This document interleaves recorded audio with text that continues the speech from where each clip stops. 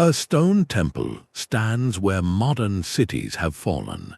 This is the enduring mystery of ancient seismic engineering, a forgotten science of survival carved into the world's oldest structures. By the end of this exploration, you will understand the precise principles that allowed these giants to dance through disasters that shatter our own concrete landscapes. How did builders without computers design walls that flex like living tissue? What hidden layers beneath their foundations act as natural shock absorbers? The answers rewrite our story of human innovation. What does true resilience look like to you? This paradox strikes at the very foundation of modern engineering pride. In regions where contemporary buildings, reinforced with steel and calculated by supercomputers, have crumbled, ancient stone sentinels remain. Look at the Parthenon crowning the Athenian Acropolis. It sits directly above a web of active faults, a place where the ground has shuddered countless times over 2,500 years. Modern Athens has been rebuilt after devastating quakes, yet those ancient marble columns, seemingly so rigid and fragile, still trace their silhouette against the sky. This is not blind luck. It is evidence of a different kind of intelligence, a holistic design philosophy that understood a fundamental truth. A structure must not fight the earthquake, it must move with it. These builders saw their creations not as static sculptures, but as dynamic partners with the living, breathing earth beneath them. Their resilience came from a deep integration of three elements: an intimate knowledge of the local stone and soil, a clever manipulation of the materials they had, and a profound respect for the invisible forces they could not control. This was engineering as an extension of the landscape itself, a conversation between human ambition and planetary power. To unlock their secret, we must listen to that conversation, starting with the very ground they chose to build upon. The first secret is hidden in plain sight, right under their feet. Think of the way you might stand on a moving bus, your knees slightly bent, your feet ready to slide a little with the lurches and turns. You are not rigid, you are absorbing the movement, letting it pass through you without throwing you off balance. Ancient engineers applied this same principle on a monumental scale, and they called it nothing at all, because for them it was simply how you built something to last. They mastered the art of seismic isolation, a brilliant deception where a structure is deliberately separated from the shaking earth. It begins with the foundation. Archaeologists examining sites from ancient Greece to Mesoamerica have found a recurring pattern. Beneath those colossal stone blocks that form the base of a temple or a palace, they often discover not solid bedrock, but a carefully prepared bed of loose, granular material. This might be a thick layer of rounded river gravel, fine sand, or even crushed pottery and rubble. To the untrained eye, it looks like a mistake, a weak point. But in reality, this layer is the genius. It creates what engineers call a sliding interface. When an earthquake's waves roll through the ground, they reach this prepared bed. The individual pieces of gravel or sand can roll and shift against each other with minimal friction. This allows the heavy foundation stones resting on top to slide, just a little, in a horizontal motion. The violent energy of the quake is not transmitted directly upward into the walls. Instead, it is converted into the gentle, harmless movement of stones grinding against stones. The energy dissipates as friction and heat within that granular layer, a natural shock absorber. It is a stunningly simple and effective form of passive protection. The great platform of the Temple of Apollo at Delphi, for instance, is built upon a deep fill of loose soil, a design choice that has likely contributed to its survival in one of Greece's most seismically active regions. Today, our most advanced earthquake-resistant buildings use precisely the same concept, though with high-tech materials. modern skyscrapers often rest on massive bearings made of layered rubber and solid lead cores. During a quake, these bearings deform, allowing the entire building to sway slowly and safely atop its foundation, while the lead core heats up and dissipates the energy. The principle is identical: isolate to survive. But ancient innovation did not stop at the ground. It was woven into the very fabric of the walls themselves. That granular base was only the first line of defense. The true resilience of these ancient structures was engineered into the very connections between their stones. If the foundation allowed the whole building to slide, the walls themselves had to be able to bend. This leads us to the second foundational principle: the wisdom of flexible joints. We often marvel at the dry stone walls of the Inca, where giant blocks interlock with such precision that not even a blade of grass can fit between them. That tight fit is itself a form of seismic genius, allowing the entire wall to sway as a single, monolithic unit during a tremor, the stones grinding against each other but never losing their collective form. Yet for many other ancient cultures, mortar was essential, but this was not the rigid, cement-based mortar we use today. Theirs was a different recipe altogether, designed not for absolute permanence, but for intelligent flexibility. They created mortars that could breathe and bend.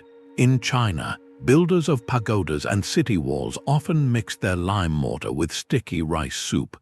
The complex carbohydrates in the rice created a mortar that was incredibly strong in compression, yet retained a slight glue-like elasticity. In parts of the Mediterranean, tree resins or even egg whites were added to mixes. These organic ingredients changed the chemistry. The resulting mortar would hold stones firmly in place under normal conditions, forming a solid wall. But when seismic waves hit, that same mortar could micro-crumble or flex at the joints. Think of it like the flexible grout between bathroom tiles. It allows for a little movement without the tiles themselves cracking. On a monumental scale, this is what happened. Each tiny joint between stones became a miniature shock absorber. As the ground shook, the stones could shift minutely against this slightly yielding matrix, redistributing the tremendous forces throughout the entire wall network. The energy that would have concentrated at a single, weak point and caused a catastrophic split was instead dissipated across thousands of these tiny, flexible connections. It was a form of controlled damage, a sacrifice of the mortar to save the stone. The wall could dance, its components moving in a complex, absorbed rhythm, and then settle back into place, scarred but standing. This understanding of materials, treating mortar not as a glue for eternity but as a sacrificial buffer, reveals a profound acceptance of nature's power. They built for graceful degradation, not for rigid defiance, and this philosophy of flexibility reached its most elegant expression in the very shape they gave to their most ambitious creations. The final masterstroke of their design lies not in what they hid, but in what they proudly displayed. Look at the silhouette of any ancient pyramid from Giza to Teotihuacan. That iconic shape is a lesson in seismic physics carved in stone. This is the principle of the tapered form, a geometric solution to a problem of immense force. By making the structure widest at its base and narrowing it toward the summit, the builders dramatically lowered its center of gravity. Think of a spinning top. It is stable because its weight is concentrated low to the ground. A tall, slender rectangle wants to topple, but a pyramid wants to settle. During an earthquake, this mass distribution is critical. The shaking wants to rock the structure back and forth, but with so much weight anchored low, the rocking motion is heavily dampened. The inertia of that massive base resists the ground's frantic attempts to throw it off balance. It is a lesson in humility. By submitting to gravity, the structure conquers the tremor. But the genius of geometry went even further. Many ancient builders did not construct their walls perfectly vertical. Look closely at the surviving walls of Hattusa, the Hittite capital, or the massive enclosures of Sacsayhuaman in Peru. You will see they lean slightly inward. This intentional tilt is called a batter, and it is a seismic deflection system in stone. When horizontal seismic waves slam into a vertical wall, they transfer all their energy directly into it, pushing it over like a domino. But a battered wall presents a sloping face. The wave's energy is not met head-on, it is met at an angle. This causes a portion of that destructive horizontal force to be redirected, transformed into a downward compressive force. The energy is channeled inward and down into the very foundation that was designed to absorb it. Instead of trying to tear the wall apart, the earthquake's power is harnessed to push the stones more tightly together, compacting the structure. It is a brilliant act of martial arts on an architectural scale, using the opponent's own strength against them. The form itself becomes the ultimate shock absorber, a permanent instruction written in geometry, teaching the building how to stand. But the ancient engineers knew stone had a fundamental weakness. It is incredibly strong when compressed, but brittle and weak when pulled apart. This is where their fourth principle transformed solid walls into living, breathing structures. They built hidden skeletons inside the stone. Walk through the husk of a Byzantine church from the 10th century, its brick walls scarred by time. Look closely, and you might see a horizontal line of darker material running through the masonry, like a ghostly rib. That is the remnant of a wooden beam, carefully laid in a continuous course as the wall was built. This is timber-laced masonry, a revolutionary technique that gave rigid walls a flexible spine. Builders from Constantinople to the Himalayas integrated horizontal bands of wood, and sometimes even pliable reed mats, directly into their stone and brickwork. These materials created a hidden lattice, a three-dimensional net that tied the entire wall together. Think of a brick wall as a stack of dominoes. A vertical shock can easily topple it. But now, imagine tying a series of flexible belts around that stack at regular intervals. When shaken, the dominoes might shift, but the belts hold them in a unified block. The wooden beams performed exactly this function. They provided what stone alone could not: tensile strength. Wood can bend and stretch under tension, absorbing the pulling forces that would otherwise crack masonry apart. During an earthquake, as the ground lurched, these wooden lattices would flex. They would bend and groan, dissipating energy through their very fibers, while simultaneously holding the rigid stone grid in a cohesive web. The wall could distort, it could even develop a network of small cracks, but the wooden skeleton prevented those cracks from propagating into a total, catastrophic collapse. It was a form of controlled damage distribution, allowing the structure to gracefully degrade without failing. The Romans used a similar concept with metal, employing iron or bronze clamps, often poured with molten lead, to tie massive stone blocks together from within. This internal reinforcement created a monolithic behavior in structures that were, in fact, assemblies of individual pieces. The modern parallel is unmistakable. This is the ancient precursor to the steel rebar we embed in concrete today. That steel grid provides the tensile strength, while the concrete provides the compressive strength, a perfect marriage of materials our ancestors intuited millennia ago. Yet for all this ingenuity in walls and foundations, the most vulnerable points of any building are its openings, the doors and windows where continuity is broken. How did they solve that ultimate architectural challenge? A door or window is a built-in weakness, a place where a wall's strength is interrupted. Ancient engineers saw these not as flaws, but as puzzles to be solved with geometry. They perfected the art of the seismic lintel, crafting openings with shapes that actually strengthened the entire structure. The most famous solution is the trapezoid. Walk through the giant gateway of an Inca city, like the Sun Gate at Machu Picchu. You will not find a simple rectangular doorway. Instead, the massive stone blocks are carved to form an opening that is wider at the bottom and narrows toward the top. This shape is a masterpiece of force redirection.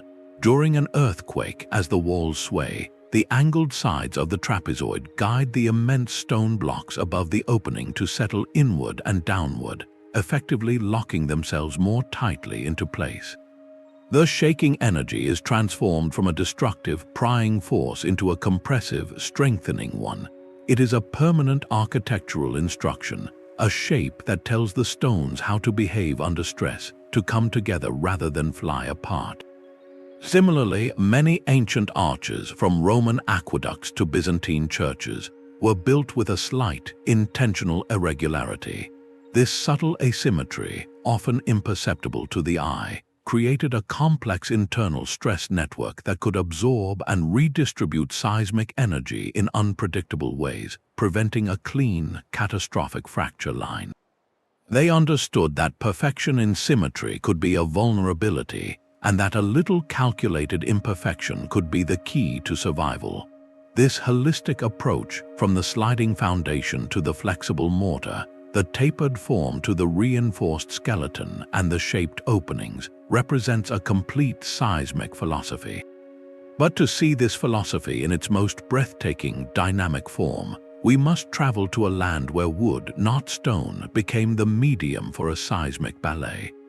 In the quiet forests of Nara, Japan, stands a testament to wood's resilience, a building that does not just withstand earthquakes, it dances with them.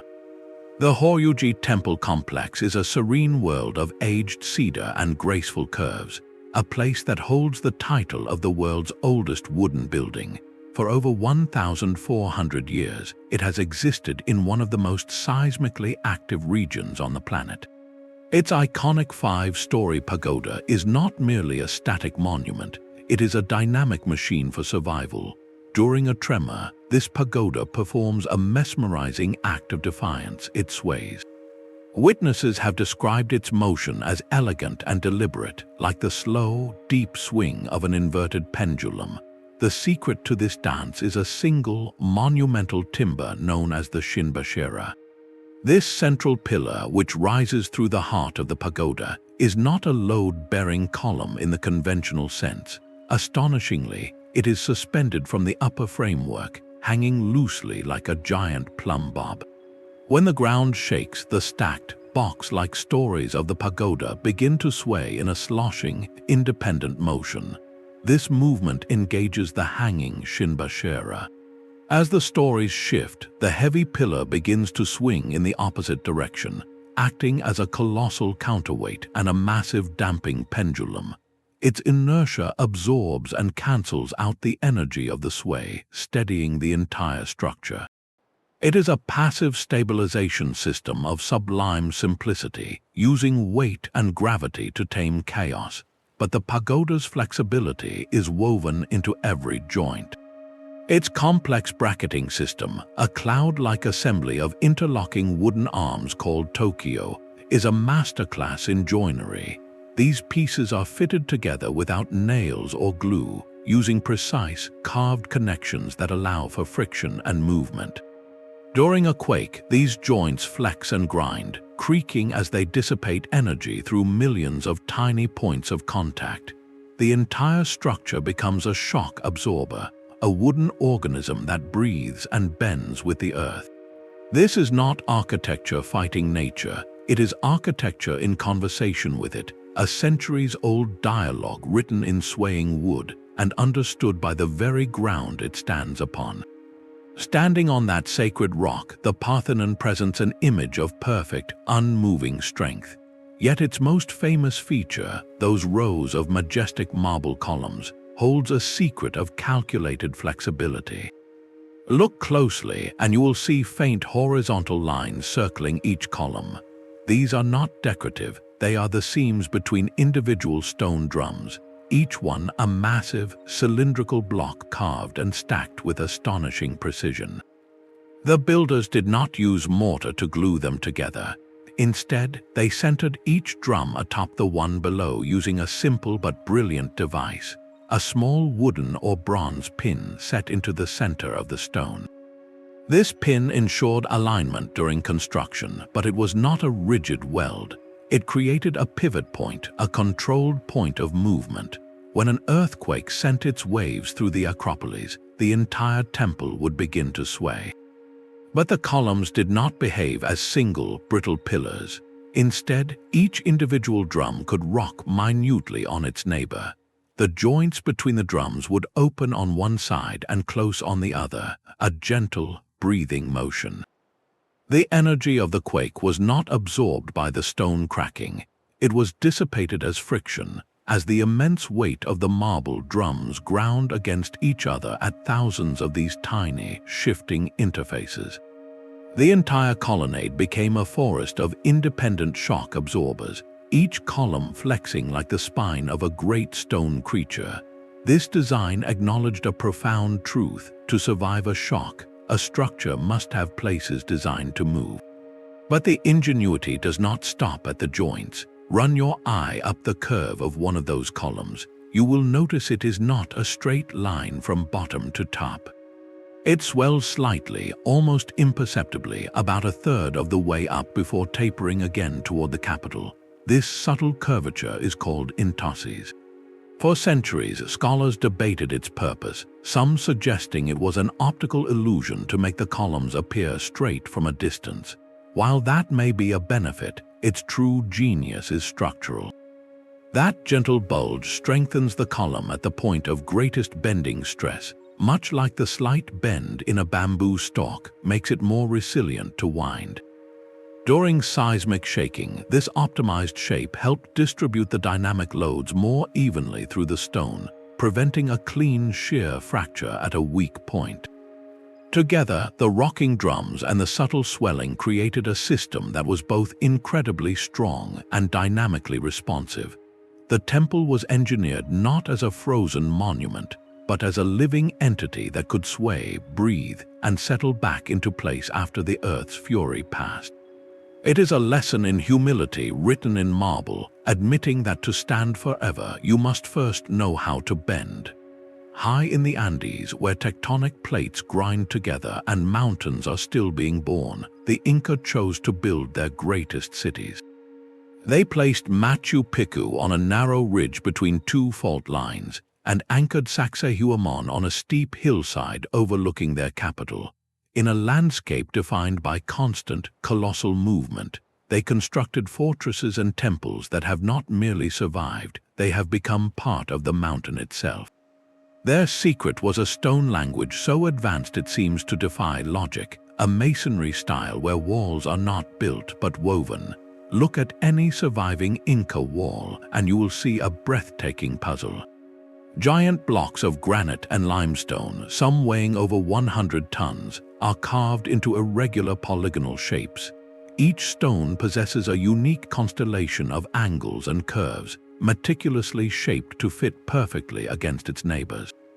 There are no straight, continuous mortar lines running up the wall. Instead, the joints zigzag in a complex, three-dimensional labyrinth. This is not just an artistic choice, it is a seismic masterstroke. In a conventional wall with straight, vertical joints, an earthquake's force creates a line of weakness. A crack can start at the foundation and propagate straight up like a lightning bolt, splitting the structure in two. But in the Inca's puzzle, a crack has nowhere to go. It hits a joint and is immediately forced to turn, diverted along an angled seam only to dead end against the interlocking key of another stone. The energy of the fracture is dissipated, scattered into 1,000 harmless directions within the wall's own intricate network. The structure has no single point of failure. But the true magic happens during the quake itself. When the ground heaves, these perfectly fitted stones do not resist the movement as a rigid monolith. Instead, they are designed to dance. Each polygonal block, locked in place by the geometry of its neighbors, is allowed a minute individual shift. They grind and rotate against one another in a process engineers call dynamic compaction. The tremendous energy of the seismic wave is converted into kinetic motion as the stones momentarily rearrange themselves. Then, as the shaking ceases, gravity, and that exquisite, interlocking fit guide every block back into its original position. The wall settles often even tighter than before. It is a self-healing system where the earthquake itself becomes the tool that reinforces the structure. This resilience to shear forces, the lateral sliding that topples modern buildings, is unparalleled. At Sacsayhuaman, the zigzagging walls mimic the very shape of the seismic waves they are designed to defeat, dispersing energy laterally along their length. The Inca understood that to conquer the mountain's fury, you must first learn its language and then build your walls to speak it back in a whisper of shifting stone. The stone itself was their first and most important collaborator. Before any grand design could be realized, ancient engineers engaged in a profound dialogue with the very earth they sought to build upon. Their process began not at the construction site, but in the quarry with a deep, almost intuitive understanding of material science. They knew that not all stone is created equal, and their selections were deliberate acts of seismic foresight. For the massive foundations that would bear the weight of empires, they sought out dense, crystalline rock. Granite, with its interlocking grain structure, or hard limestone, offered tremendous compressive strength. These stones could handle the immense, constant downward pressure and the sudden, jarring jolts from below without crumbling, but as the structure rose, the material choice often changed. In many ancient constructions, the upper courses or interior fill were made from lighter, more porous stone or even rubble and mortar.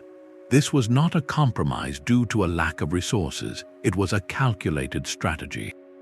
The heavier, denser stone at the base lowered the center of gravity, anchoring the building, while the lighter material above reduced the overall mass that the seismic forces had to move. It created a graduated system of weight and strength, a hierarchy of materials each performing its ideal role. The preparation of each block was a ritual of patience and precision. Quarrymen did not simply hack stone from the earth, they liberated it with an understanding of its natural bedding planes and weaknesses. Using water, wooden wedges, and careful channel carving, they would extract rough blocks that minimized internal fractures.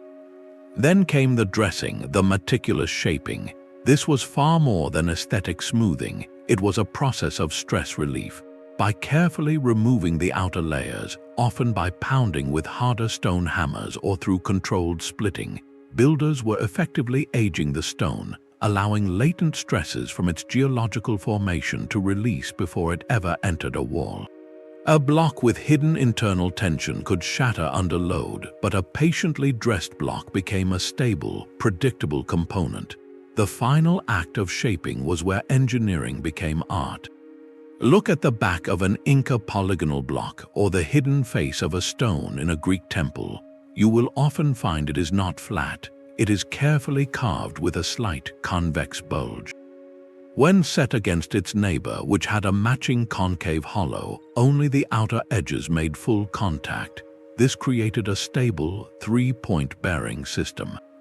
Under the colossal weight of the structure, the center of the stone would deflect minutely until full contact was achieved. This ingenious method ensured that the load was transferred evenly across the entire interface, not concentrated on a few high spots that could crush under pressure. Every perfectly angled joint, every subtly curved surface, was a pre-planned pathway for force. The builders were not just stacking stones, they were assembling a three-dimensional puzzle where every piece guided stress safely through the network, away from points of weakness and into the strong, waiting embrace of the foundation below. This intimate knowledge of material, from quarry to final fit, meant the building's resilience was engineered into the very molecules of its substance. Yet perhaps their most subtle tool was one that flowed and reflected, a liquid secret hidden in plain sight. Beyond stone and wood, some ancient builders appear to have harnessed a more elusive element for stability: water itself. Scattered across archaeological sites are tantalizing clues, hints of a forgotten hydraulic wisdom. At the base of certain massive platforms in Mesoamerica, researchers have found the remnants of what seem to be shallow, water-filled trenches or canals encircling the foundations. In some Asian temple complexes, ancient texts and subsurface surveys suggest the presence of large, lined pools directly beneath or adjacent to central structures. To the modern eye, these might be interpreted as purely ceremonial reflecting pools or drainage systems, but a compelling theory suggests a deeper, more practical purpose. These contained bodies of water could have functioned as primitive but highly effective seismic dampers. Here is how it might have worked. When an earthquake's low-frequency waves travel through the ground, they cause the earth to roll in long, slow undulations. If those waves encounter a large, contained volume of water, something fascinating happens. The water, being a viscous fluid, does not transmit the energy efficiently.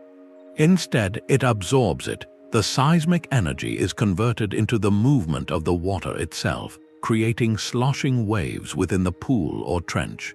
This process, known as viscous damping, effectively robs the incoming shock wave of its power, reducing the amplitude of the shaking before it ever reaches the building's foundation. Think of it like the difference between jumping onto solid ground versus jumping into a deep pool. The water absorbs your impact, cushioning the landing. On a seismic scale, a strategically placed moat of water could act as that cushion, softening the blow of the Earth's convulsions. While conclusive, irrefutable evidence for this as a deliberate engineering strategy remains debated within archaeological circles, the very possibility is illuminating. It points to a mindset that saw the entire environment as a toolkit. For these master builders, every element, stone, timber, and even the very groundwater, held potential as a partner in resilience. They were not just constructing on the land, they were weaving their structures into a dynamic conversation with all its forces, solid and liquid alike. This holistic vision may be their greatest lesson, a reminder that true stability comes not from rigid defiance, but from a graceful integration with the world as it truly is, a place in constant, powerful motion. This deep integration with the landscape reveals their ultimate secret. They were not just placing buildings on the earth, they were weaving them into its very fabric. The ancient master builders possessed a geological intuition that guided every decision, starting with the ground beneath their feet. They understood that the earth itself was not a uniform canvas, but a complex, layered entity with its own strengths and vulnerabilities. Their first and most critical act of engineering was site selection, a process that balanced spiritual, strategic, and profoundly practical seismic knowledge. They sought out bedrock, the solid, unweathered rock that lies beneath the soil. Building directly on this stable platform meant their foundations were anchored to a mass that would move as one unit during a tremor, rather than on loose, water-saturated soils that can liquefy, turning solid ground into a churning, unstable slurry that magnifies a quake's destructive waves. The Acropolis in Athens is a perfect example. Its temples rise from a massive limestone outcrop, a natural fortress that provided both defense and a stable seismic base. But what about when the ideal site was a sloping hillside prone to landslides? Here, their genius shifted from selection to transformation. They became sculptors of the terrain, carving the land itself into a partner. Across the Andes and the Mediterranean, they constructed vast systems of terraces. These were not merely agricultural steps, they were monumental retaining walls that cut into slopes, creating a series of leveled, reinforced platforms. Each terrace acted as a giant stair step, breaking up the continuous downhill pull of gravity. During an earthquake, the soil and rock on a natural slope can slide en masse, but these terraces compartmentalize the hillside. The shaking might damage a single terrace wall, but the step design prevented a catastrophic, cascading collapse that could bury an entire settlement below. The terraces transformed an unstable, dynamic slope into a series of stable, anchored shelves, a human-made geology that mimicked the most resilient natural formations. Furthermore, they did not see prominent rock outcrops as obstacles to be removed. Instead, they incorporated these natural features directly into their architecture. At Machu Picchu, the Temple of the Sun is built around and upon a living granite outcrop, its curved wall mirroring the shape of the stone beneath. At the Nabatean city of Petra, tombs are carved directly into the cliff face, their stability inherent to the mountain itself. By using these outcrops as integral foundation elements or even as back walls, they created structures that were literally one with the mountain, eliminating the weak joint between a man-made wall and the hillside behind it. This was architectural symbiosis, a recognition that the greatest strength available was the enduring patience of the stone world they inhabited. They listened to the landscape, and in its contours they found the blueprint for survival. But these principles of stone and slope were more than just technical knowledge. They were a sacred inheritance. The precise angle for a battering wall, the exact ratio of sticky rice to lime in a mortar, the specific rhythm for laying a timber lacing course. This was information too vital to be left to chance or casual memory. In a world without engineering textbooks or digital databases, ancient societies developed the most resilient storage system imaginable. They encoded seismic wisdom directly into their culture. This knowledge was not passed down as a list of equations, but as a living practice woven into the very fabric of ritual, song, and story. When a master builder instructed an apprentice, he was not merely teaching a trade, he was initiating him into a lineage. The correct technique for fitting a trapezoidal door might be embedded within a creation myth, where the gods themselves demonstrated how to shape an opening that could withstand the anger of the earth. The process of selecting foundation stone could be governed by ceremonial practices, requiring prayers and offerings at the quarry, a ritual that ensured only the most stable, spiritually attuned rock was chosen. These were not superstitions, they were mnemonic devices of profound sophistication. By attaching a life-saving construction detail to a powerful story or a repetitive chant, the knowledge became unforgettable. It gained the weight of tradition and the authority of the divine. A song about the journey of a mythical hero might contain coded references to the optimal slope for a terrace. A dance performed at the raising of a central pillar could physically enact the principles of balance and counterweight. In this way, the entire community, not just a specialized few, became custodians of seismic safety.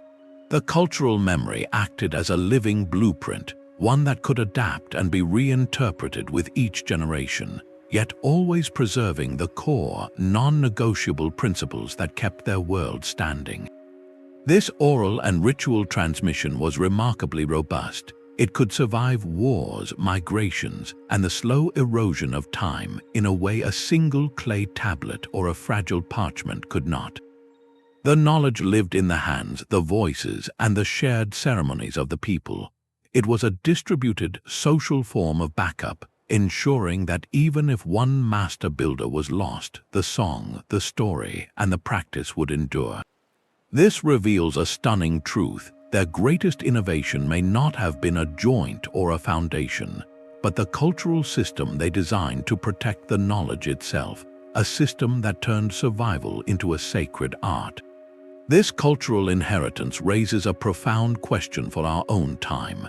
Have we, in our relentless pursuit of perfect, rigid strength, accidentally designed a hidden vulnerability? The ancient philosophy was one of graceful adaptation, of building systems that could absorb, dissipate, and dance with seismic energy.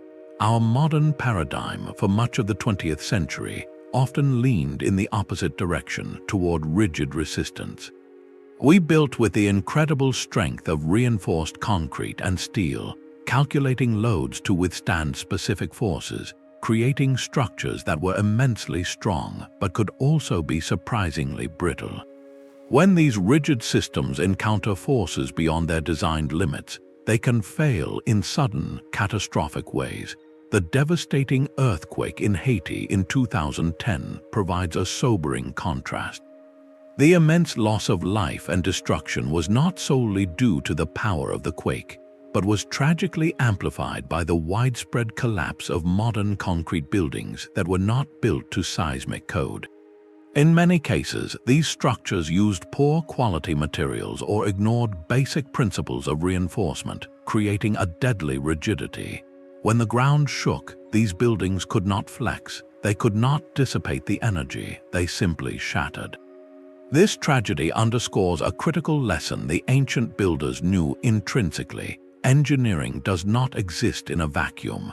It must be deeply responsive to local context, to material realities, and to the non-negotiable forces of the local environment. Ignoring that context, whether to save cost or from a misplaced faith in rigid form, courts disaster. The ancient approach was fundamentally biomimetic. It mimicked nature's own strategies. A tree survives a hurricane because it sways, its leaves and branches offering wind resistance that dissipates energy, its roots allowing micro-movements in the soil. A reed bends in the current but does not break. Their buildings embodied this same wisdom. They were participants in a dynamic system, not fortresses against it. Today, the most advanced seismic engineering is in a powerful way coming full circle. We are relearning those ancient principles, but now with the vocabulary of modern science. We speak of ductility, the ability of a material or structure to deform without breaking, which is the precise goal of those timber-laced walls and flexible mortar joints. We engineer base isolation systems, those high-tech versions of the gravel bed and sliding stone foundation. The pendulum damper in a modern skyscraper is a direct descendant of the hanging shinbashira in a Japanese pagoda. The innovation is not in the core concept, but in our ability to model, measure, and refine it. This is not a step backward, but a maturation, a fusion of timeless insight with cutting-edge precision. It suggests that the future of resilience may look less like unyielding concrete and more like the intelligent, adaptive dance of ancient stone. But how do we move from admiring these structures to truly understanding their secrets? The answer lies in a silent conversation between modern science and ancient stone. Archaeologists and engineers have become forensic detectives, using tools that see through time to decode the seismic stories written into every crack, every shifted foundation, and every subtle repair. This is not guesswork, it is a precise science of reverse engineering. The first clue often comes from the ground itself. Using ground-penetrating radar, researchers can map the subsurface without ever lifting a shovel. This technology sends pulses of energy into the earth and reads the echoes, revealing hidden layers, voids, and the true depth and composition of foundations. It might show that what looks like a solid platform is actually sitting on a deep, engineered bed of gravel, confirming the ancient practice of seismic isolation. It can detect buried drainage channels or water features that hint at those hydraulic damping systems. This subsurface map becomes the first page of the structure's biography. Then the focus shifts to the building's skin. High-resolution laser scanning, or LiDAR, captures every surface in 3 dimensions with millimeter precision. It creates a digital twin of the entire structure, a perfect replica that can be analyzed from every angle. This scan reveals patterns invisible to the naked eye. It might show that all the columns in a temple have leaned uniformly to the north by a fraction of a degree, a permanent record of the direction of a long-forgotten quake. It can map the intricate network of fine cracks in mortar, showing how they branch and terminate, telling a story of how energy traveled through the wall and was successfully arrested. The scan can even detect the subtlest variations in stonework, identifying phases of construction and later repairs made after seismic events. But the evidence is not just in the shape, it is in the stress. Advanced structural analysis software allows engineers to feed this digital model into simulations. they can apply virtual forces, mimicking the exact wave patterns of known historical earthquakes. The software shows where stress would concentrate in a conventionally built model, predicting failure points. Then the magic happens. They adjust the model to incorporate the ancient techniques, adding a granular base layer, introducing flexible mortar properties, or modeling the interlocking polygonal joints. When the virtual earthquake hits again, the stress patterns change dramatically. The red zones of critical failure dissolve, replaced by a healthy, distributed blue pattern showing how the energy is safely channeled away. The simulation visually proves the efficacy of the ancient design. Perhaps most telling are the repairs themselves. A careful archaeological eye can distinguish original construction from later interventions. A section of wall with slightly different stone sizing or mortar composition is a historical bookmark, marking a moment when the building was damaged and then strengthened, often using the same principles that ensured its initial survival. The placement of these repairs acts as a map of the structure's historical weak points, showing engineers exactly where the ancient system was tested and where it held firm. This forensic analysis provides something a written record never could: a physical replay of the disaster. It shows not just that the building stood, but the precise choreography of its survival, the sequence of stones shifting, joints flexing, and energy dissipating. Each structure becomes a living textbook, its scars and its stability forming a complete lesson in resilience, waiting centuries for the right tools to read its story. The silent testimony of ruins holds a different kind of truth. To fully grasp the genius of what survived, we must listen to the stories of what did not. Scattered across ancient landscapes are the broken remains of structures that met a catastrophic end, and these failures are not mere footnotes, they are critical chapters in the engineering manual. They serve as stark, real-world experiments, A/B tests in stone that reveal exactly which principles were non-negotiable. Often, the collapse did not strike the oldest, most traditionally built core of a complex. Instead, it targeted later additions, expansions built by new rulers or under different cultural influences, structures that deviated from the inherited seismic wisdom. At the ancient site of Baalbek in Lebanon, for instance, you find a breathtaking contrast. The original Roman-era temple of Bacchus, constructed with massive, interlocking stone blocks and a profound understanding of local materials, stands in imposing, if incomplete, grandeur. Yet nearby, a later Byzantine structure, built with a different technique and perhaps a different priority for speed or economy, lies in a far more ruinous state. The earthquake did not discriminate, it tested them both, and the results are written plainly in the rubble. This pattern repeats globally. In many Andean sites, Spanish colonial churches built atop Inca foundations often collapsed in subsequent quakes, while the indigenous stonework beneath remained intact. The colonial builders used rigid, lime-based mortar and sought to create perfectly vertical walls with straight courses, a European ideal that proved fatally brittle in the seismic landscape the Inca had mastered. The failure here is a cultural one, a disconnect from the place-specific knowledge encoded in the older, more resilient style. These negative examples teach us that the ancient principles were not optional suggestions. They were a tightly integrated system. Remove one component and the entire defensive network could unravel. A building might have a perfectly designed, flexible foundation, but if its upper walls were constructed with rigid, non-ductile mortar, that rigidity became a lethal flaw. The energy absorbed by the sliding base would travel upward, hit the inflexible wall, and with nowhere else to go, shatter it from within. The ruins show us where the chain broke. They highlight the critical importance of continuity, the need for every element, from the subterranean gravel bed to the roof beams, to participate in the same philosophy of flexible, distributed energy management. A single weak link, one section of wall built without timber lacing or a doorway shaped as a simple rectangle instead of a trapezoid, could become the focal point for total collapse. These sites are summer classrooms. They force us to ask, why did this one fall when its neighbor stood? The answer is almost always a deviation, a forgotten song, a neglected ritual, or a hubristic belief that a new material or form could conquer the old rules.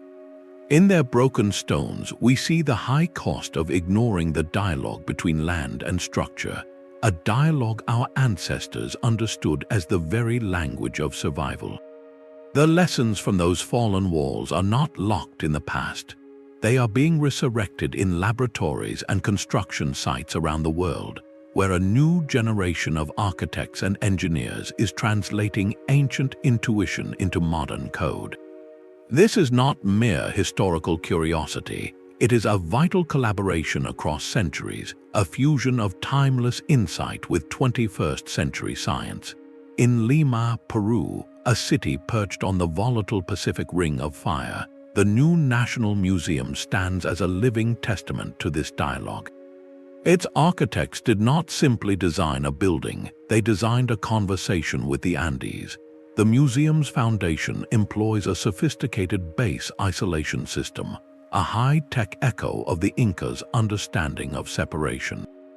The entire structure rests on dozens of massive isolators, layered devices of rubber and steel that allow the building to slide horizontally during a quake. But the inspiration goes deeper. The museum's overall form and landscaping incorporate terraced, reinforced embankments that stabilize the sloping site, a direct architectural homage to the agricultural and seismic terraces of Machu Picchu. Here, ancient wisdom is not a decorative motif, it is the core principle of structural survival, re-engineered for a modern metropolis. Similarly, the search for a material that combines stone's compressive strength with wood's tensile flexibility has led to a revolutionary modern material, fiber-reinforced concrete. By embedding millions of tiny glass or polymer fibers into the concrete mix, engineers create a composite that behaves remarkably like timber-laced masonry. When stressed, these microfibers act as a distributed internal skeleton, holding the material together as it flexes and microcracks, preventing those small fractures from coalescing into a catastrophic failure. It is the ancient principle of controlled damage distribution, now engineered at the molecular level. To prove these concepts, researchers are putting history itself to the test. At earthquake engineering laboratories from California to Japan, scaled-down models of Inca polygonal walls, Japanese pagodas, and Byzantine churches are being built and placed on massive shake tables. These robotic platforms can replicate the precise ground motions of historic quakes with terrifying accuracy. The goal is not to destroy the models but to watch them dance.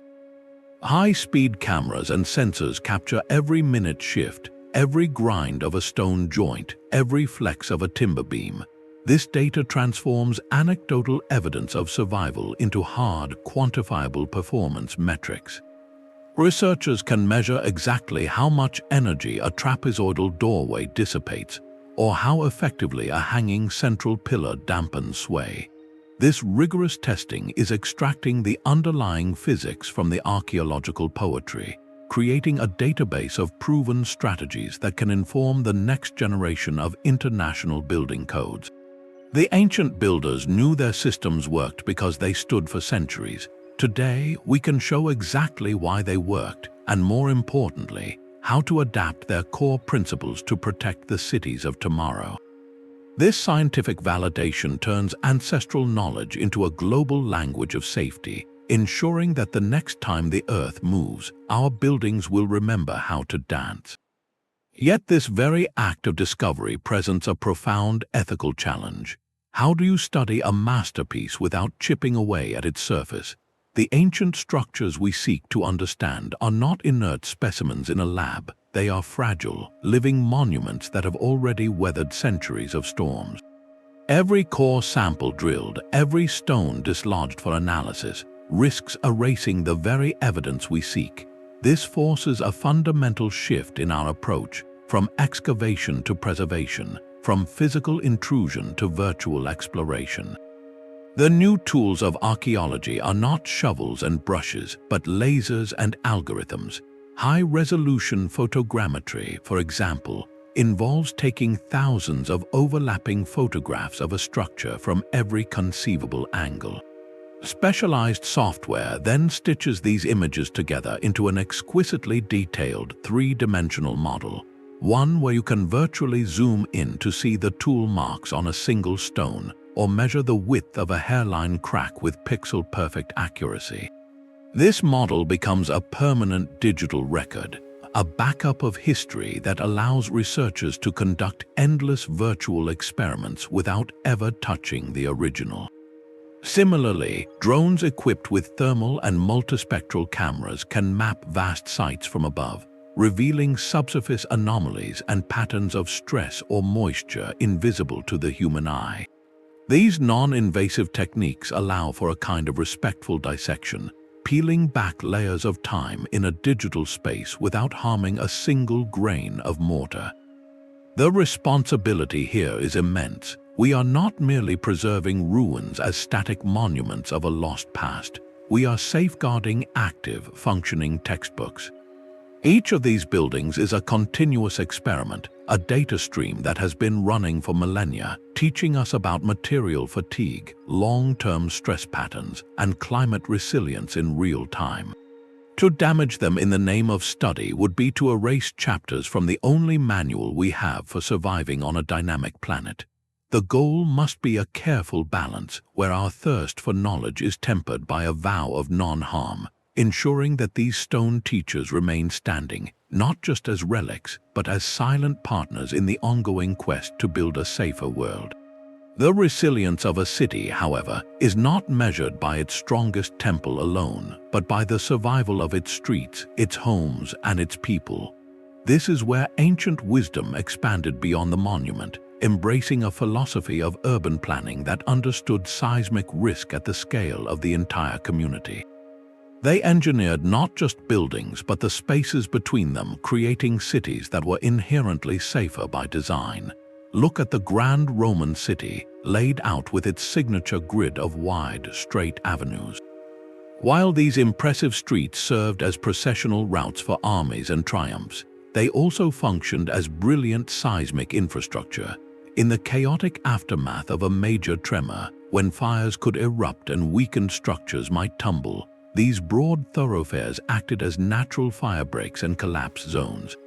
They prevented flames from leaping from one city block to the next and ensured that rubble from a falling building would not domino into its neighbor across a narrow alley. The open space provided clear paths for escape, for emergency response, and for the eventual clearing of debris. This was multifunctional planning, where civic grandeur and community safety were woven from the same urban fabric.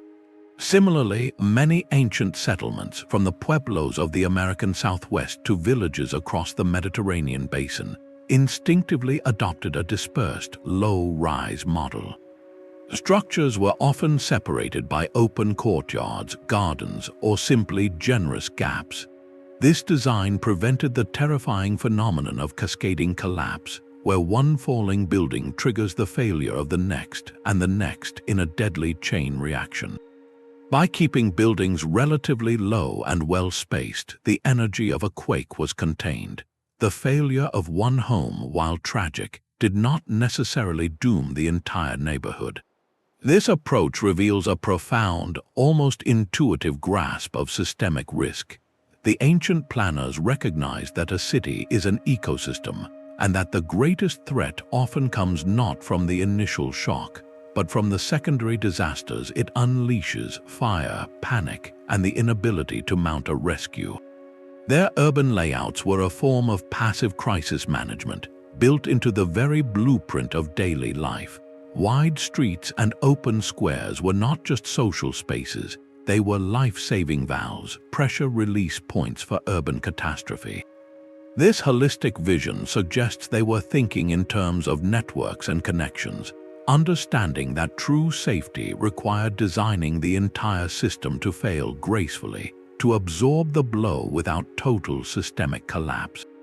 It was resilience engineered into the pattern of life itself, a reminder that sometimes the most powerful defense is simply a little wisely managed space. Sometimes the most durable record is not carved in stone but whispered in a word.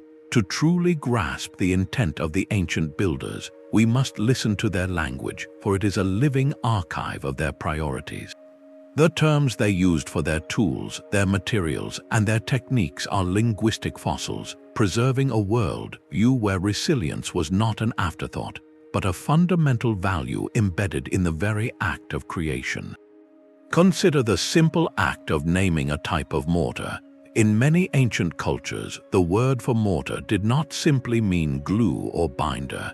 In some Sanskrit and early Chinese technical texts, the terms used for certain lime-based mixes have etymological roots connecting to concepts like breath, binding with life, or even suppleness. This is not a poetic flourish, it is a technical description. It tells us that the builders recognized and valued a specific material property, its ability to flex and breathe, to possess a kind of vitality that rigid stone did not. They had a word for it because it was a deliberate, sought-after characteristic, a named ingredient in the recipe for survival. Similarly, the names for specific joints or connections in construction often carry meanings beyond mere assembly. In ancient Greek, the term for the wooden pins used in joinery implied a pivot or a turning point, acknowledging the designed capacity for movement. In the oral traditions of Andean cultures, specific weaving patterns used in textiles, which share structural logic with masonry, have names that translate to enduring bond or dancing stones. These terms migrated from the craft of fabric to the craft of architecture, carrying with them an understanding of interconnected strength and flexibility. Even the words for failure are instructive. Ancient Mesopotamian building inscriptions sometimes detail the consequences of using inferior materials, with specific verbs describing how a wall would shatter as opposed to how it might settle or crack. This linguistic precision shows a deep observational knowledge of different failure modes, knowledge that directly informed the choice of techniques to avoid them. When we analyze these terms in surviving contracts, ritual texts, or even folk tales about legendary builders, we are not just studying vocabulary, we are recovering a cognitive map. The language reveals that these seismic strategies were conscious, codified practices. They were not happy accidents stumbled upon by masons, but a transmitted body of knowledge with its own specialized lexicon. A master builder did not just show an apprentice how to lay a course of timber lacing. He taught him the word for it, a word that encapsulated the entire philosophy of tensile reinforcement. This linguistic evidence closes a critical loop in our understanding. It moves us from observing that a building survived to understanding that its survival was the product of a deliberate, articulate intelligence. The stones themselves tell us how they stood, but the words of the people who placed them tell us why they knew it would work. This pattern of independent discovery is one of history's most compelling mysteries. In the quiet forests of Japan, the high Andes of Peru, the sun-baked hills of Greece, and the river valleys of India, builders who never exchanged a blueprint or a single word arrived at shockingly similar answers to the same violent question. This is not a story of shared secrets, but of a shared reality. It is the phenomenon of convergent technological evolution, where the relentless pressure of a universal problem, the shaking Earth, guides human ingenuity toward the same handful of effective solutions, time and time again. The isolation of these cultures is the key to the proof. The Inca had no knowledge of the Horyuji pagoda's shinbashira. The builders of Byzantine Constantinople never saw the timber-laced walls of the Kathmandu Valley. Yet all of them, driven by necessity, converged on three non-negotiable principles: the critical need for flexibility over rigidity, the clever dissipation of energy through damping, and the inherent stability of certain geometric forms. This is not a coincidence. It is evidence that these are not merely cultural styles or local tricks. They are fundamental laws of physics, written into the behavior of matter and force, patiently waiting to be uncovered by any mind sharp enough to observe and humble enough to listen. The trapezoidal doorway in Peru and the slightly battered wall in Turkey are not just similar shapes. They are separate declarations of the same mathematical truth about redirecting lateral force. The gravel bed beneath a Greek temple and the hanging pillar in a Japanese pagoda are different expressions of the same physical law of energy absorption. What we are seeing is a universal logic of survival, a deep grammar of resilience that transcends language and tradition. It reveals that when faced with an absolute, impartial challenge like an earthquake, the spectrum of possible successful solutions narrows dramatically. The most elegant and effective answers rise to the surface again and again because they are simply how the universe allows structures to endure within it. This convergent evolution points to a profound and hopeful idea. The knowledge needed to live safely on this dynamic planet is not lost in some forgotten library. It is encoded in the very fabric of material reality, waiting to be read in the sway of a tree, the flow of water, and the silent, enduring stance of ancient stone.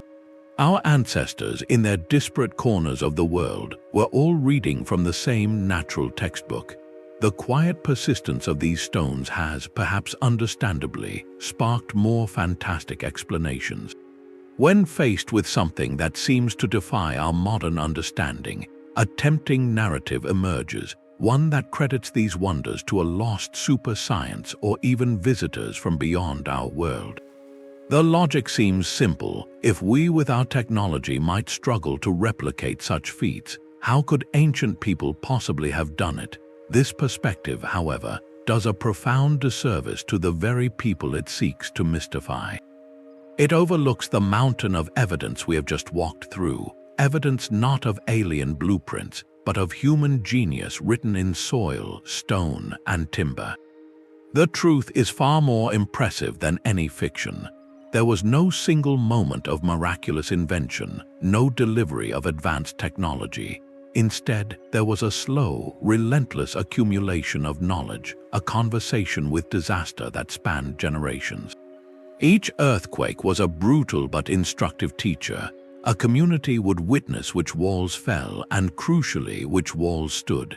They would see how a particular type of mortar cracked but held, or how a building on one type of foundation fared better than its neighbor. This was not magic, it was meticulous, long-term observation, the very foundation of the scientific method. They experimented, too. The transition from rigid rectangular doorways to the seismic trapezoid was not an overnight revelation. It was likely the result of trial and error, of noticing that certain shapes in nature, like the stable slope of a mountain, resisted shearing forces better than others. The development of sticky rice mortar or timber lacing represents countless experiments with local materials, a process of refinement where knowledge was passed from master to apprentice, encoded in ritual and story to ensure its survival. This was a science deeply rooted in place, a responsive dialogue with a specific landscape and its unique dangers. To attribute these achievements to external, otherworldly forces is to ignore the breathtaking power of human curiosity and perseverance. It dismisses the generations of unnamed engineers who learned, through patient observation and often tragic loss, how to listen to the earth and build in harmony with its movements. Their legacy is not a mystery to be solved by looking to the stars, but a testament to the ingenuity that arises when human communities are deeply invested in their own survival and the legacy they leave for their children. The real story is one of intellectual triumph, a demonstration that the most advanced technology is sometimes not a device, but a way of thinking, a cumulative wisdom written not in metal, but in the enduring language of standing stones. Behind every dancing stone was a mind that understood its rhythm. These were not anonymous laborers, but master builders, individuals whose names might be lost to time, but whose legacies are etched into the very continents. They belonged to a sophisticated social ecosystem designed for one purpose: to cultivate and protect the sacred knowledge of survival. In societies from the Andes to the Himalayas, this expertise was often guarded within powerful guilds or tightly knit family dynasties of stonemasons. A son would learn from his father not just how to strike a chisel, but how to listen to the sound it made against a specific type of granite, a tone that indicated a hidden flaw. Apprenticeship was a lifelong journey of observation, beginning with hauling materials and mixing mortar, progressing to carving simple blocks, and culminating, perhaps after decades, in the privilege of designing a critical joint or setting a cornerstone. This was a chain of mentorship stretching back centuries, where each generation added its own hard-won lessons to an ever-growing manual of practice. The knowledge was too vital to be owned by any one person. It was a collective inheritance held in trust for the entire community's future. In many cultures, the master builder held a status akin to a priest or a sage. In ancient Mesopotamia, the Ishipu was both architect and ritual specialist, consecrating the foundation of a temple with ceremonies that blended spiritual invocation with practical checks for soil stability. For the Inca, the Kamayok were the master craftsmen, individuals so essential to the state that they were exempt from ordinary labor taxes, their entire focus devoted to the art of building the empire's bones. Their work was a dialogue with the divine, a physical prayer for stability offered to the mountain gods. This elevated status was not mere privilege, it came with immense responsibility. A builder's reputation, and indeed his legacy, was literally set in stone. If his wall collapsed in the next tremor, the failure was public, tragic, and eternal. This powerful accountability drove a culture of relentless, incremental innovation. A master might experiment with a new ratio of clay to lime in a mortar mix for a lesser building, observe its performance over years, and then cautiously introduce the improved recipe into a major temple project. Success meant your technique would be studied and emulated, your name whispered with respect by the next generation of apprentices. Their greatest projects were not just feats of engineering, but the ultimate tests of their life's work. The architect who conceived the hanging pillar for the Horyuji Pagoda did not just design a building, he designed a legacy that would sway safely for millennia, a perpetual testament to his understanding. By humanizing these creators, we see the technical marvel for what it truly was: the culmination of a living culture of observation, mentorship, and profound pride. It was a tradition where the greatest honor was not wealth or fame, but to create something that would stand long after your name was forgotten, protecting lives in a future you would never see. Their holistic approach reveals a deeper truth: seismic resilience was never a standalone goal. It was one vital thread in a larger tapestry of environmental adaptation, a comprehensive strategy for living gracefully on a powerful, unpredictable planet. The same regions that shudder with earthquakes are often battered by hurricanes, lashed by monsoon floods, or scarred by landslides. The ancient builders understood this intimately. They did not design for a single threat, but for the entire chorus of challenges their landscape could sing. Their solutions became masterpieces of multi-purpose design, where every architectural choice answered several questions at once. Take the massive, tapered walls we admire for their seismic stability. Their great thickness served another critical function: thermal mass. In the scorching heat of a Mediterranean summer or the cold nights of a high-altitude desert, these walls acted like a thermal battery. They would slowly absorb heat during the day, preventing the interior from becoming an oven, and then gently radiate that stored warmth back throughout the cool night. This passive climate control created a stable, comfortable interior environment year-round, reducing reliance on fragile heating or cooling methods. The wall was not just a shield against shaking, it was a regulator of climate, its very substance performing a daily, energy-saving dance with the sun. Similarly, the raised platforms and terraced foundations built for seismic isolation offered a brilliant secondary defense, flood protection. In monsoon-prone regions of Asia or in river valleys susceptible to flash floods, elevating a building on a high, reinforced platform was a dual victory. It isolated the structure from ground tremors, but it also lifted the precious interior above rising waters. The intricate network of drainage channels built into these platforms, designed to manage groundwater and prevent liquefaction during a quake, would also swiftly channel away torrential rainwater. A single foundational system became a versatile tool, managing the threats from both below and above. Even the strategic placement of settlements on stable bedrock, a key seismic principle, simultaneously protected them from the other great mover of Earth, the landslide. By choosing a solid outcrop, builders avoided the unstable, saturated soils on steep slopes that could give way under heavy rains. Their cities were anchored against both the sudden jolt and the slow, creeping slide. This integrated thinking extended to materials. The same timber lacing that gave walls tensile strength during an earthquake also created a flexible, breathable matrix that could better handle the expansion and contraction caused by seasonal humidity swings, preventing cracks from temperature stress. The light-colored plaster often applied to stone walls in hot climates reflected sunlight, keeping interiors cooler, while also protecting the vital mortar joints from eroding under heavy rain, preserving the seismic flexibility within. Nothing was designed for a single purpose because the environment itself was not a series of isolated events. It was an interconnected system.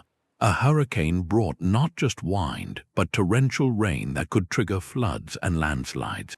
An earthquake could fracture aqueducts and destroy food stores, creating a cascade of secondary crises.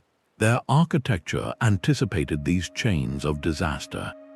By creating structures that were thermally stable, hydrologically smart, and seismically nimble, they built in buffers against collapse on multiple fronts. This was resilience in its truest sense, a capacity to absorb disturbance, to adapt, and to maintain core function through a whole spectrum of shocks. It was a philosophy that saw the building not as a fortress against nature, but as a sophisticated participant within it, calibrated to thrive amidst the planet's beautiful, necessary dynamism. Protecting these stone sentinels for the next 1,000 years is an engineering puzzle with a ticking clock. The very ground that cradled them for centuries is now shifting in new and unpredictable ways. Modern cities grow upward and outward, their thirst draining aquifers and altering the delicate water tables that surround ancient foundations. Climate change brings cycles of intense drought followed by deluges, causing soils to expand, contract, and lose their cohesion. A foundation designed to slide on a stable bed of gravel may face entirely new stresses if that bed dries out and turns to dust or becomes saturated and liquefies. The greatest threat to these survivors is no longer a sudden, violent tremor alone, but the slow, silent transformation of the environment they were so perfectly tuned to. Conservationists now face a heartbreaking dilemma. Do they intervene with the strongest tools of our age, or do they trust the original, ancient logic? Too often, the instinct is to reach for modern concrete. It seems like the obvious solution, a strong, permanent fix to fill a crack or shore up a leaning wall. But this well-intentioned intervention can be a death sentence for a structure built on flexibility. Pouring rigid concrete into a joint that was designed to flex with micro-movements creates a hard, unyielding point. When the next earthquake arrives, the energy that should have been dissipated through thousands of flexible joints now hits this concrete patch. The force concentrates there like a hammer blow on a single link in a chain, often causing the ancient stone around it to shatter. It replaces a system of graceful, distributed movement with a fatal point of rigidity. The same danger applies to inserting steel reinforcement rods into ancient masonry. While steel provides tremendous tensile strength, its behavior under stress is different from the original materials. It can transfer forces in ways the ancient builders never accounted for, potentially pulling walls apart instead of holding them together. The quest to make a structure stronger can accidentally strip it of its innate, evolved intelligence. The philosophy must shift from repair to reinforcement, from fixing to re-enabling. This means the most advanced conservation projects now look backward to the original builder's toolkit. At sites like the centuries-old temples in Kathmandu, Nepal, devastated by a major earthquake in 2015, teams are undertaking painstaking restoration using only authentic materials and techniques. They are not importing modern mortar, they are training local artisans to rediscover the traditional lime-based mixes, sometimes even experimenting with organic additives based on historical recipes. They are sourcing stone from the same quarries, shaping it with hand tools to replicate the original joints, and relearning the almost forgotten art of timber lacing. This is not nostalgia, it is a profound act of respect for the building's original design language. By using compatible materials, the restored section will move and age in harmony with the ancient fabric around it. The new mortar will flex at the same rate, the new stone will weather similarly, and the entire structure will continue to behave as a unified, dynamic system. This approach does more than preserve a monument, it preserves a living craft. It creates a new generation of masons, carpenters, and conservators who hold both the technical skill and the philosophical understanding of why these methods work. They become the new guardians of that millennia-old conversation between land and building. The goal is not to freeze these structures in time as sterile museum pieces, but to ensure they remain active participants in their environment, capable of dancing through the tremors of the next millennium just as they have for the last. Their continued survival may depend on our humility to learn from their original blueprints, not just admire their silhouettes. These ancient structures offer a final, quiet lesson that echoes far beyond their stone walls. The deepest insight is not a building technique but a way of being. For millennia, we have celebrated strength as hardness, as immovable defiance. Yet these survivors whisper a different truth. True resilience is not a static condition of being unbreakable. It is a dynamic capacity for intelligent adaptation. It is the quality of a system, whether made of stone or society, that can absorb a shock, dissipate its energy, and find a new state of balance without shattering its core integrity. The rigid wall that tries to meet force with equal force will crack. The wall built with flexible joints and a sliding base accepts the force, moves with it, and settles back, forever changed but still standing. This is the philosophical heart of their engineering, a blueprint for thriving in an unpredictable world. We can see this principle alive in nature, in the bamboo grove that bends in the typhoon while the stout oak is uprooted, or in the human body where our bones are not solid rods but complex lattices that distribute stress. The lesson transfers seamlessly to the architecture of our own lives. Personal resilience does not mean building an emotional fortress so thick that no hardship can penetrate. That kind of rigidity often leads to brittle fracture under sustained pressure. Instead, it means cultivating our own flexible joints, the practices and perspectives that allow us to absorb life's inevitable tremors, to sway without breaking. It is the supportive community that acts as our timber lacing, holding us together when internal stresses threaten to pull us apart. It is the self-awareness that acts as a stable foundation, a bedrock of values that keeps us centered even when the ground of our circumstances shifts. On a larger scale, our communities and institutions face the same test. A resilient society is not one that pretends disasters will not happen, or one that builds ever higher walls against change. It is one that, like those ancient cities with their wide streets, designs systems with open spaces for adaptation, with redundant pathways for essential services, and with social cohesion that allows it to bend and reorganize after a crisis. It expects disruption and plans not for perfect stability, but for graceful recovery. The stones teach us to stop fighting chaos as an enemy to be conquered. Instead, we can learn its rhythms and design to move with them.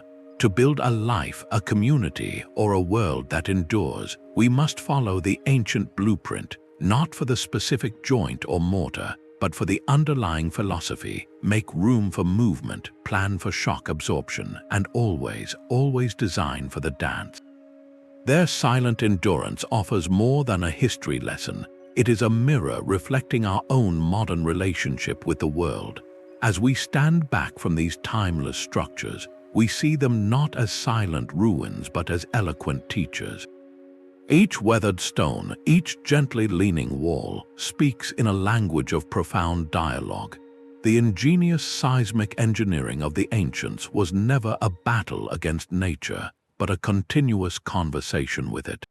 They listened to the whispers of the earth, observed the failures of the past, and responded with a blend of sharp observation, material mastery, and deep cultural wisdom.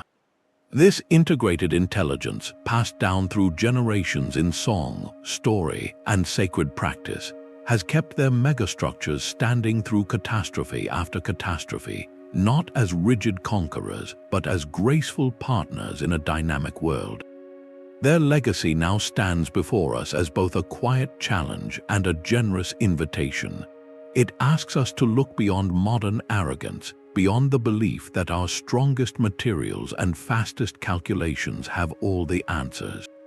It invites us to rediscover the timeless principles of resilience written in stone and timber, principles that favor intelligent flexibility over brittle strength, that design for graceful adaptation rather than rigid defiance. These monuments are not relics of a lost age, they are active blueprints for a sustainable future, reminding us that the greatest strength lies not in refusing to move, but in knowing precisely how to sway.